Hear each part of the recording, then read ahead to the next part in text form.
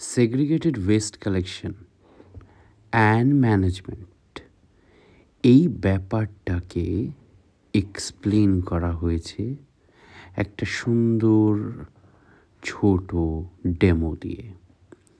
আমরা বোঝার চেষ্টা করব ওদের কনসেপ্টটা, এটাতে আছে কি, এবং কি করেছিলাম যিনি আমাকে বললেন যে বাড়ি থেকে গোজাটা নিচ্ছে, বাড়ি বাড়ি কালেকশন করছে।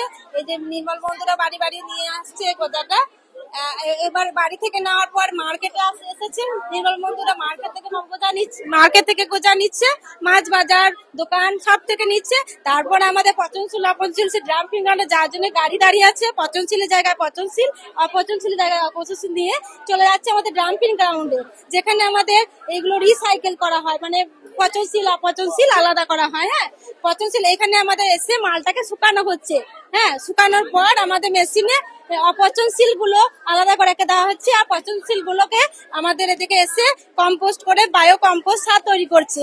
আর যেগুলো পচনশীল সেগুলোকে বায়ো কম্পোস্ট সার তৈরি করা হচ্ছে, আর অপচনশীল সেগুলো প্লাস্টিক, সেগুলো রিসাইকেল করে আবার অন্য কিছু জিনিসে পরিণত করা হচ্ছে।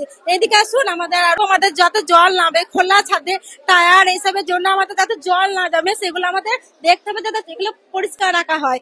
তারপরে রান্নাঘরে ছাদে কোনো মানে পরিষ্কার পাত্র না থাকে সেগুলোকে আমাদের ফেলে দিতে হবে, যাতে আমাদের ডেঙ্গু এসব জল মানে যেখানে সেখানে জলটা যাতে আমরা না জমতে পারি। আর সবসময় পরিষ্কার পরিচ্ছন্ন আমাদের রাখতে হবে, আর প্লাস্টিক বর্জন করতে হবে। ঠিক আছে, ধন্যবাদ।